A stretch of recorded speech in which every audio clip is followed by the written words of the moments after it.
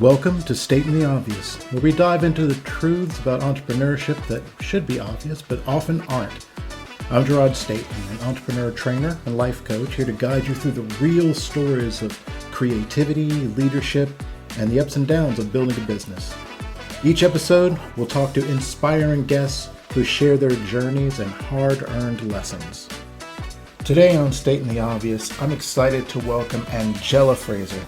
Angella calls herself a joy strategist, someone who helps people tap into the deep well of fulfillment that comes from knowing your needs and using your gifts.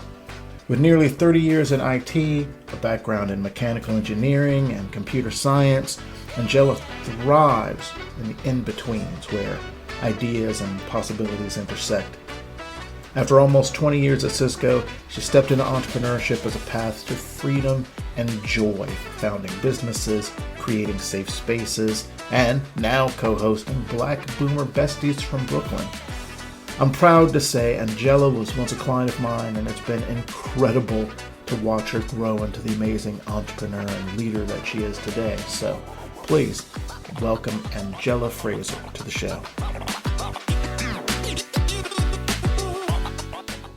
I don't know if that's the case. I want to hear that too. So let me stop jabbering and hear from Angella Fraser. Yes. So there's this term that I use to describe myself as a coach, Mm-hmm. and it's a joy strategist. Oh, wow. And that came to me in a few different ways. First of all, I am this mixture of right brain and left brain. Yeah. I'm predominantly right brain, but I'm real comfortable in left brain. And I was trained that way. Yeah. I'm an engineer, mechanical engineering undergrad, and grad school I did computer science, and I worked in IT for almost 30 years. So clearly I'm really comfortable in the kind of logical, analytical, sequential space Yep. and people. Um, and so that's where kind of the this idea of um, in betweens and intersections is just where I'm really comfortable. Oh, boy. It's, Thank you. um, I'm really comfortable in between things, and I feel like I live and think in a series of Venn diagrams, Yeah. right? Yeah. Yeah. Yeah. Kind of, what is there when things merge, and what are all the possibilities in those spaces instead of in the and I could probably, if I were given a sketch pad, I could probably describe everything about me and my life in terms of Venn diagrams, Yeah. right? Think circles and how circles interact. You can think of circles in terms of size, in terms of, you can use color. For example, if you had a red circle and a yellow circle and they intersect, that intersection would be orange, right? Yep. And so there's so many models um, of life where it's the intersection that's called the sweet spot, or it's the intersectionality that Yeah. causes the issues, Right. right? Yes. Because the Absolutely. more of the kind of underrepresentedness that you have when those things come together in these intersections, it works against you that much more deeply. So anyway, I it's kind of I live and I think and I develop ideas in these in betweens, and so um, but but I'm a really deep thinker. I do um, I do kind of plan, and plan is kind of like what we call in my practice a soup word, because when I think of plan, I don't mean a Microsoft project Yeah. plan with goals and who's doing what and who's kind of the owner and things like I that. mean, that's one way of doing it, but it's, I was a project manager, Yes, worked as in was hazard I. mitigation. Exactly. And when I found planning, when I Right. found like that sort of project planning, Yeah. as one of my clients puts it, you're either a chaos muppet or an order muppet. And I love when she told me that. That's the greatest. Sarah, if you're listening, thank you. And I am absolutely a chaos muppet. Most people don't know because the order matters. And Yes. when I found those project like spreadsheets and the layouts, it was beautiful to me. It was the first time I thought order's not so bad. Order is not so bad. Order actually allows the creative to go nuts. Yes, absolutely right. You're like, I got this nailed down. Even if it's somebody else doing it, knowing that that piece, when that piece is understood to whatever level you need, right? It Yeah, may not be to the most, but if you know, like, the money is there, if you know, like, I'm going to try this for a month or 6 months, and then I'm going to try something else. And yeah. there's some kind of real thinking through, and then you can leave it right there, let that run on that little network over there, Yep. and then you can go hog wild. Go nuts. That's, Knowing you're not going to go out of that boundary that knowing you that set, and that's right. it's It's wonderful. it's so wonderful. What I've learned though is many people can't really consider those two things coming together. Yeah. This idea of order and chaos coming together, right? And I think for people like you and I, it's that's where we can have a really significant um, role in helping others kind of see, because I think the strategist will think, oh, what's this joy shit? You know what I mean? Yeah, It's yeah, just yeah. what do one thing have to do with the other? But I think your joy can be planned, No, absolutely. right? Your joy can be, and when I say joy, I'm going to be really clear. I'm not talking about happy. Right. I'm talking about this deep well of fulfillment and satisfaction. Happy is, I think of it as being really transient in the moment, dependent on other people, oftentimes, that type of thing. Yep. Joy for me, and I use this kind of formula in my coaching, it's um, having your needs met and using your gifts. No, I love Those two that. things together. Yeah. And as we talk through, I'm sure some examples will come up that will help people understand. You know, but when you think about it, to have your needs met, you need to know what they are, what Oh your needs yeah. are. Yep. Yeah. And I don't mean you need a car or you need a whatever, some soda Your or whatever. shelter, What, it's not those things. yeah. Do you need structure? Do you need flexibility? Do you need to be trusted? Do you need um, most of the things that are rewarded in our society um, do not um, kind of give us the idea that slowing down to ask ourselves that question of why, and that is a part of the process, Yeah. right? When I started working with you at Helios, you did some, I mean, there needed to be some really deep understanding of the why, the customer experience, stuff that you just kind of you're so used to. Okay, okay, we got to start, Yeah. and it's like, well, that is the start. It's the start because that's what's going to sustain you when you get down 5 years later, and then you're like, well, what am I doing this again? And you can kind of re-anchor instead of kind of feeling like you're just floating and your why changes every 5 minutes and Yeah. that type of thing. So anyway, I go off on I call them meandering quite a bit, but This I'll podcast come. has been called Let's Meander. Oh no, it's great. Sometimes I use it and sometimes I'll spend 14 hours editing the things down. So it's yeah, bring all of Uh, it. so coming back to the joy strategist, I I deeply believe that joy is a divine right that we have. I think that joy and seeking joy and using your joy to create boundaries, right? I want this in my life. I will not tolerate this other thing in my life. Oh This yeah. thing steals my joy. That is the last time I will be doing that with that person in this place, all of those things, right? And that you can really develop some strategies on how to understand where your joy lies and then use joy to guide your decision making. Yeah. You know what I mean? And so I came up with Joy Strategist, and I tested it on my middle child. My son is a real kind of I don't know. He can he can cut you deep, Uh-huh. without you even realizing. It's just, why am I bleeding? you know. And so when I sent it to him, and he was like, "Oh my God, Mom, that is so you." And I was like, "Okay, if he says it's me, Oh wow. he certainly would tell me if it wasn't." Yeah.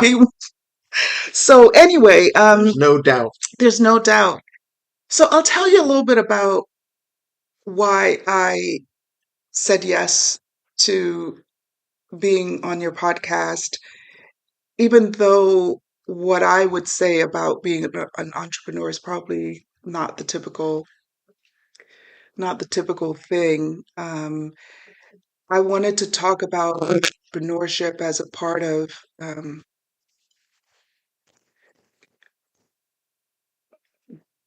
giving yourself permission to seek your joy. And because how we make money is such a big part of our lives, for a big part of our lives, Yeah. right? For many years in our lives. Entrepreneurship for me has been just this really um, intentional way um, of seeking like freedom and liberation, and just kind of considering when I left corporate in late 2016, a lot of why I said no, I don't want to stay is because I really got to know um, what I was super good at and what I Yeah. really enjoyed doing. And it was in the service of Black employees. I was one of the leaders of, I can mention the company, right? Yeah, yeah, Everyone. absolutely. So I was at Cisco for almost 20 years. And the last maybe 3 years, I was one of the co-leads of their global Black employee network. And it was through that experience that I really, really, really got to see what a badass I was. Nice. I mean, um, in ways that I knew, but didn't fully come out. It wasn't being fully expressed. Yeah. When I saw that in the service of my fellow Black employees, and this was a global organization, that I was willing to do things to whomever, say things to whomever needed to be said to, Yep. um, that I was like, oh my God, you really, you really walk the talk. You really are this person who grew up in a household. I lived with my grandparents for a while in Jamaica, and my grandparents were Garveyites. I grew up with Marcus Garvey on the wall and Jesus, Yeah, yeah, yeah. and Norman Manley, who was one of the early when Jamaica got their independence. He was one of the leaders. His son also became a prime minister. But anyway, one particular thing happened when I was one of the co-leads of, it was called CBP, Connect to Black Professionals. Um, there was a point where three things happened in the Black community. Huge things. It was when Philando Castile got murdered by a policeman. It was when Sandra Bland was found hanging in a jail cell 3 days after being pulled over for some trivial shit Hmm. by a police officer, and it was when the Mother Emanuel Church um, was terrorized and 9 people killed. And the company was developing some language around this to kind of make a public statement. Yeah. And because of how our organization, it was called an employee resource organization, um, because of how we were functioning, because of some of the systems, the strategies I put in place, um, they came to us to say, what, how should we craft this message? That's huge for an organization that size. That's amazing. Was huge, and what they brought us as their go-to, we're like, mm-mm, Uh-huh. no, no. Black people will know that you're avoiding. You can do that if you want to, but if you want people to know that you see them, Right. you've got to say it differently. You can't skirt around. It can't be general. It can't be, social unrest. It can't be that. No, you got to call a thing. Sort of the equivalent of, oh, I'm sorry, you're upset. Exactly. Yeah, yeah, Something that I did might have upset you. If you got upset over something that I did by calling your mother, yeah, and they changed the communication. So anyway, I got to the point where I realized again what my strengths were, what my gifts were, and I also decided that I was going to choose who I served yeah. with these gifts. And that just meant entrepreneurship for me, That's right? big. It was big. And I think that it was one of the most significant things on this joy journey that I've been on, probably, for decades now, but kind of in a more intentional way over the last 9, 10 years. Um, and so I kind of want to talk to the things outside of money Yeah, yeah, yeah. that come from entrepreneurship. And we're going to talk about money, but I'm going to talk about money in terms of, uh, you know, facing what money really means to you, Yeah. right? At the end of every year, um, I would ask myself, okay, how'd this year go as an entrepreneur? What are you doing?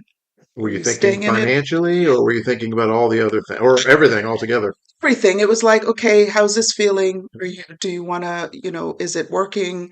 One of the reasons for doing it, I wanted to show my children. I have 3 children, and I wanted to show them that they had options, right? Nice. That Yeah. there were other ways.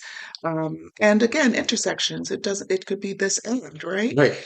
Um, and so things like that. How's the money doing? Am I serving the people that I wanted to serve and how and all the stuff. So I'm a deep thinker. And so I had this yearly ritual where I'm thinking about all the reasons why I'm doing this and whether I'm going to stay in it and whether I'm not. And I'm still in it. Hmm. So I got my answers.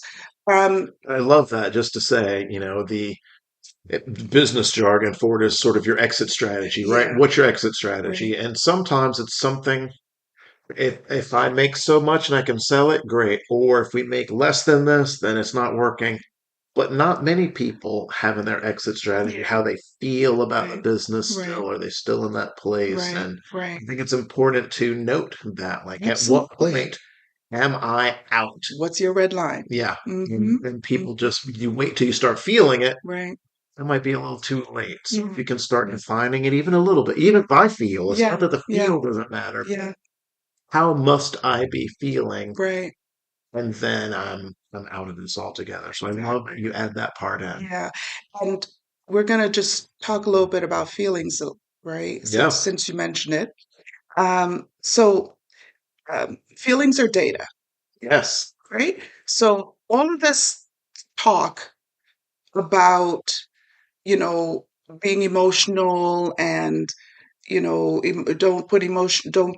make emotional decisions, don't bring emotions into business. What is customer satisfaction? But nothing What's but customer emotion. That's great. loyalty? Yeah. When are you going to go in and ask for your raise or not? Are you going to do it when your boss just came out of his office and yelled at everybody? Or is that when you're going to go in there?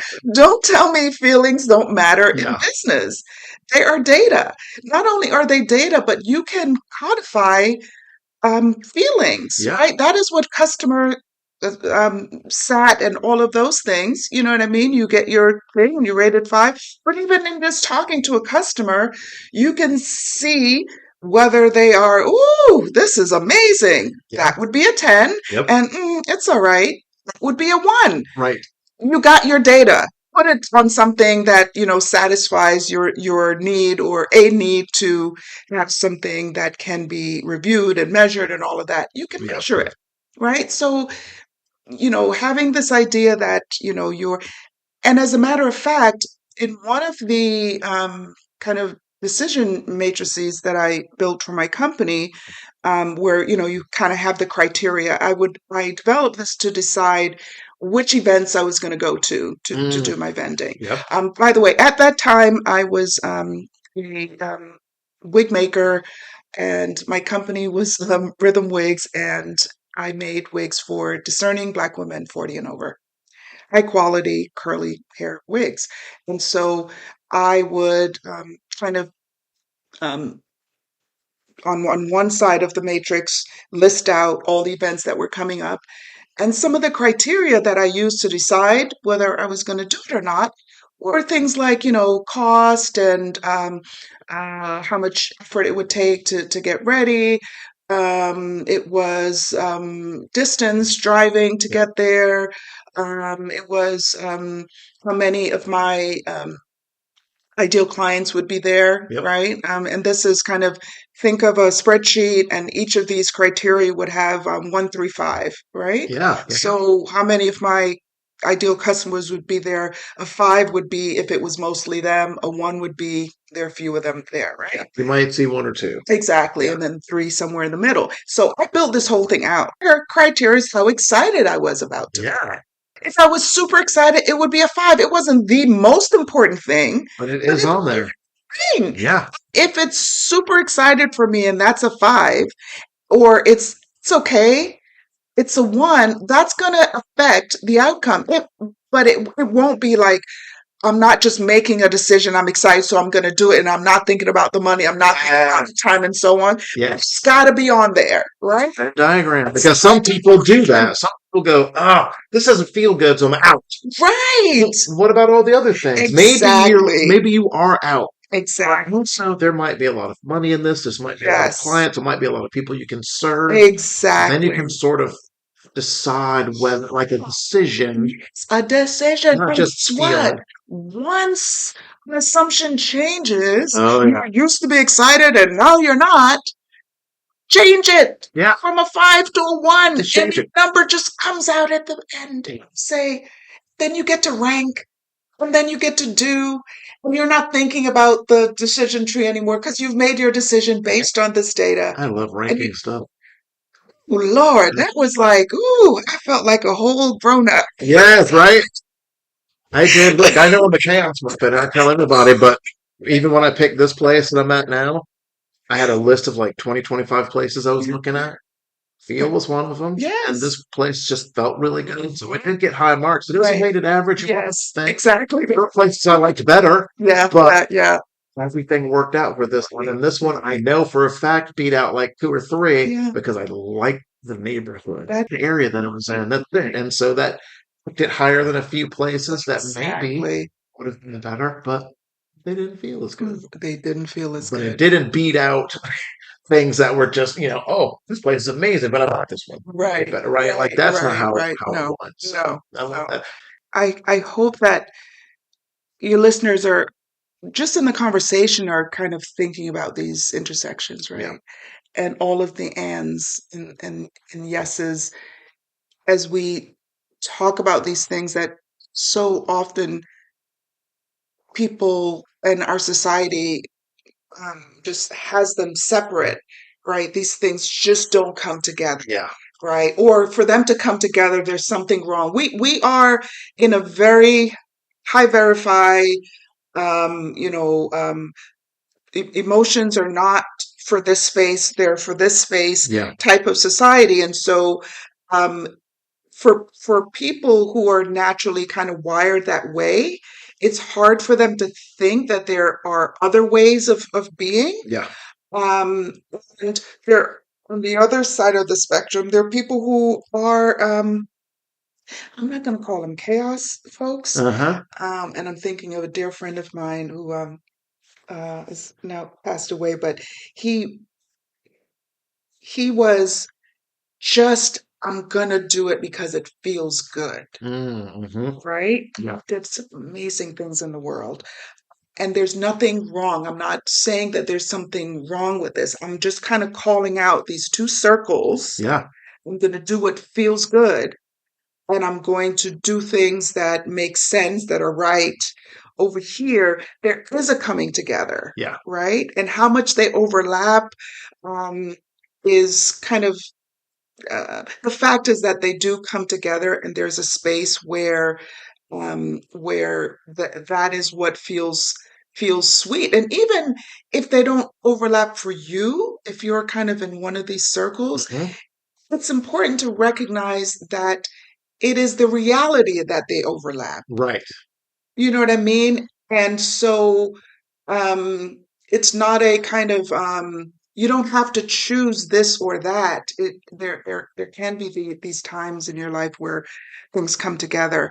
Um, I love seeing those oh times. my God, Like, look, sometimes some things are just separate. yeah, That's yeah, great too. right. But I also anywhere from business, books and TV shows do it all the time. We're like, oh, you like these two things? Right, right. Well, this is that. Like, this is a combination of those Mm, things. And I know that some authors and writers do that same sort of thing where they pick two things that they really like and like, I'm gonna make the baby of those two yeah, yeah, things, yeah, yeah. But you can do that in everything, Yeah, work and life. yeah, That, yeah. that's really cool to see. So I did want to just make a point very clearly about entrepreneurship and what it has been for me, such a significant way. It has gotten me to think about what I really value. Yeah. What is my relationship with money? Not just the money itself. What I'm talking about is there is a way to think about entrepreneurship that is about how you choose to live a life. Yeah. You know what I mean? Um, and how I choose community, right? One of the big pivots I made in my business is when I gave myself like a 6 week time to just, I had some money, I sold my house, and I was like, I'm going to take a trip and I'm going to do every morning only what I want to do, right? I'm just going to live Oh that boy. way. I'm just going to live that way. That's dreamy. It is dreamy and everyone should do it. Yeah. Um, before you start thinking about, I can't, you can. You can. You can. Um, and I came to kind of ask myself, what was my struggle? What was my kind of, where was there the dissonance in this wig company that I had? And what unfolded over the few weeks was that um, I had the right people, but this product was not what the way that I was serving them is the conversations I had with them. Right? Ah, yeah, yeah, When they yeah. would come into my studio, so I was very purposeful in I wanted to give these women comfortable place. I did sell online, but the thing that I think made my company stand out was that I created a space where they could bear themselves. Yep. Um, Many of my clients had issues with their hair, or they had some kind of trauma around their hair, or their hair used to be one way and now it's this other way. And so, if you are a wig wearer or desire to wear wigs, I remember when my mother used to wear wigs, and it wasn't until I was maybe I don't know, 25 years old that I ever saw my mother's head Yeah. Yeah. Yeah. wigged. There's a lot of shame around it for people. And I observed how these kind of beauty supply places, typically owned by people outside of our communities, how disrespectful they were. All this signage around don't touch this and don't try this. And, Yeah. you know, I take pictures of them sometimes because they're so ridiculous. They're so ridiculous. And I go in and it's like, can't believe these people. What? Don't touch $400. I can't touch it. I can't bring it back. I can't. And It's I supposed to be for people who are already a little sensitive about a thing, right? exactly, exactly. And it's like in this one place, they allowed you to wear a stocking cap under, right? Sure. Then you can only wear it for two try-ons. Then you have to get a new one. It's disrespect. Oh, All this disrespect. And so one thing that was really important for me is that I had a studio where they could come to. I made it so personable and just so comfortable. And when people walked in, they're coming from work or whatever, we didn't jump right in. right. It's like just sit down. Yeah. You know what I mean? Just have some respite, right? And so and then the conversation would ensue. And when I peeled everything back, I realized that it's that part of it. Yeah. It's that part of serving. And what the wigs represented was how am I allowing them to feel the most confident, right? Because especially I think for Black women, our hair is a really important part of our presentation and deciding how we choose to present is a really important part of our culture. And so it was that part. It was the how am I making them feel? Are they feeling confident?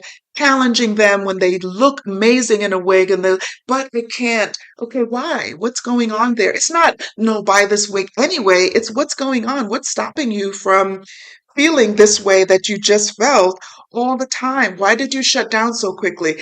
We would have those type of I love that. I conversations. don't know if I told you this. I must have that.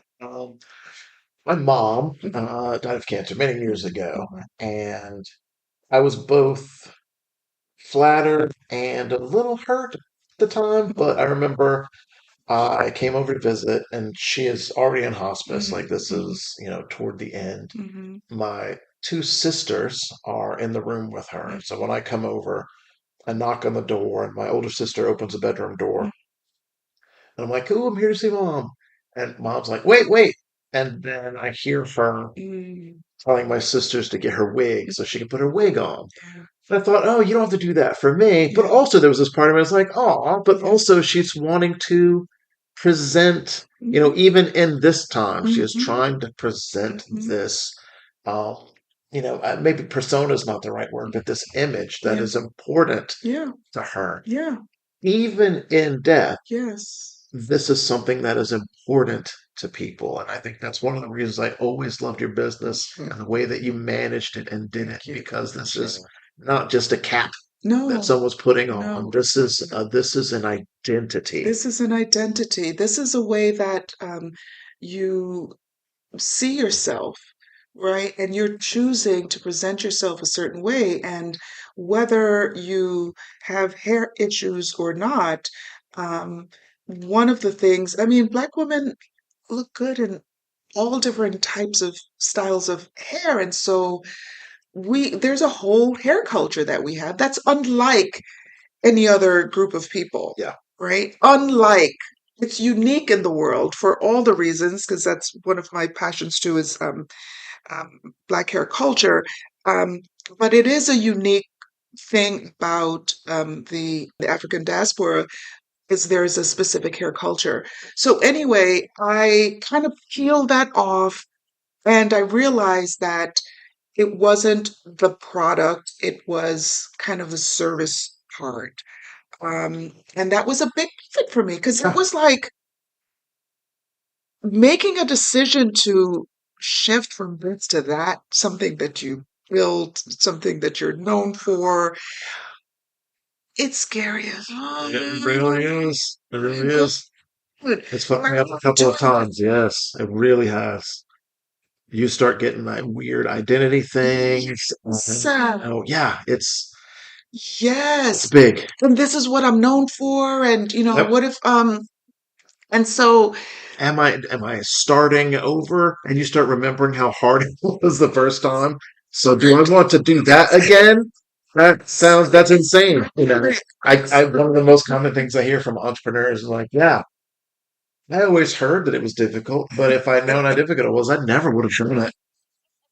And I'm always glad that people do. And in fact, my whole thing is let's make this as easy as we can because right. entrepreneurs can be a very special breed of Yeah. people. Yeah. When they embrace that, it might be Mhm. hard, but I know a lot of great entrepreneurs that had a business that didn't go well, Right. and then they never go into entrepreneurship again. Mhm. And that is heartbreaking. Yeah. And so a Yeah. lot of this is just me making sure that you can get some successes, that you Right. can do it, you can Right. build that momentum. Right. And Right. then you can look Right. back and like, oh shit, that was tough. Yeah. Yeah. But in the end, it's I've said it 1,000 times, 100% worth it.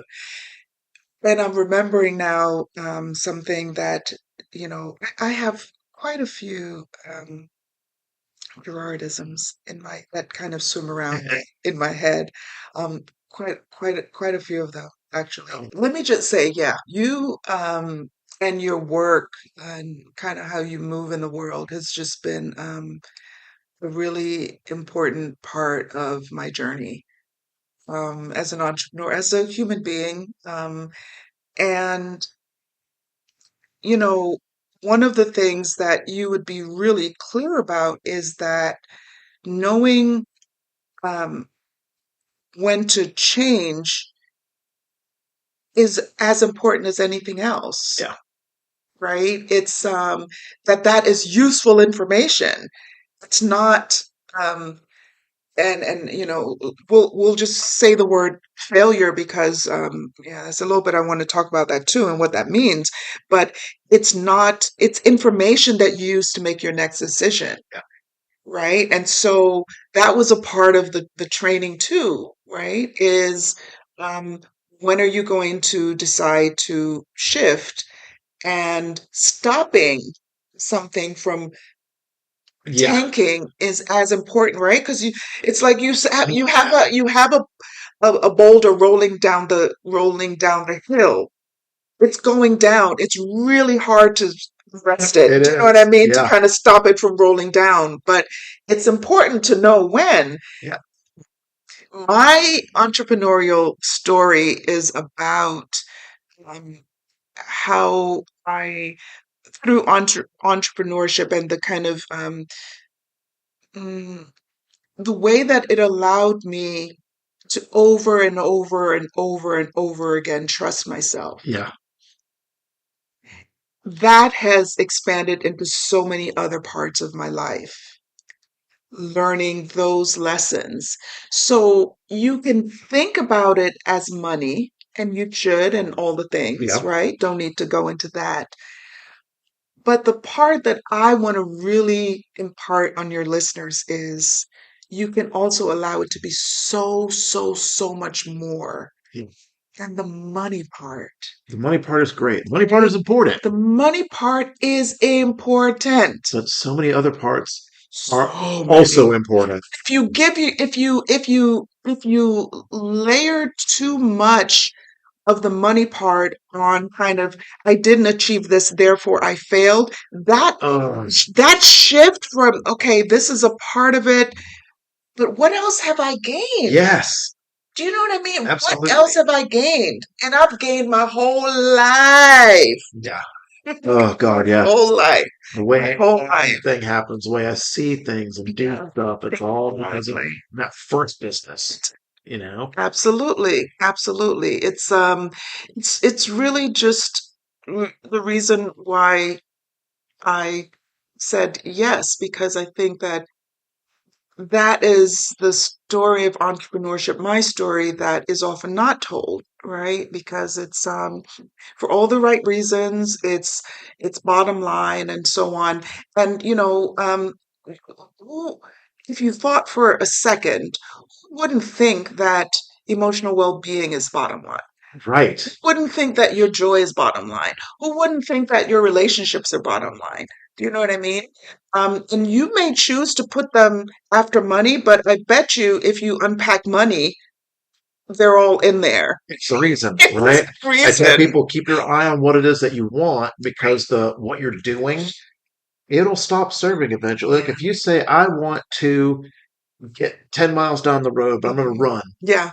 Yeah. Then you stop thinking about the 10 miles down the road and just think of running. You'll just keep on running. You'll run past the thing you want or in a different direction. Next thing you know, Exactly. the thing you actually wanted, missed. Yeah. And you Yeah. just buried yourself in what you're doing every day. And that doesn't serve. Doesn't. It gives you some comfort for a little while and you maybe don't get to think. Right. Oh, Right. I don't have to think Right. about it. I'm just running. Right. I'm just Right. running. But it can break you You can. because you, at one point, you're gonna get tired. You're going to get tired and you're going to look up and you're going to be 14 miles. Like, I've been running this whole time. I haven't gotten any closer. Right? It's like, man, I could have pivoted right there. Yeah. Oh, look, it turns out there was a turn back there. I could have just taken it. But I wasn't even looking. Just running. Just running. Two things. I Yeah. want to mention that another decision that came out of my joy break was that I wanted to spend more time with people I love. Yeah. One of those people is my best friend Leslie. We've been best friend now for since we were 15, so almost 50 years. No. Oh, boy, I love those. Um, I decided that I would start a podcast with her. So we started a podcast called Black Boomer Besties from Brooklyn. And it is two free thinking 60 something year old Black women talking about life and joy and the things that aggravate us and politics and all this stuff. But it's kind of these fresh perspectives because we're kind of these ever changing free thinking people, and it's really just the conversations that we have all the time, and it's like, oh, we got to put the and it's been great. We've been doing it now for about 2.5 years. I say it's been a little bit now. It's been a little bit, and That I will so definitely put a link on. So that's great. absolutely, thank you, thank you, thank you. And who's it? Oh, you can find me at headspacenc.com. Excellent. Awesome. Angela, thank you Thank you for having me. so much. It's a pleasure. Thank you for tuning in to Stating the Obvious. If you enjoyed this episode, don't forget to subscribe, leave a review, or share it with a friend who might find it helpful. You can follow us on Instagram at Stating the Obvious for updates and bonus content, or you can go to my website at lumiere-strategies.com. Until next time, keep learning, keep growing, and keep pushing forward.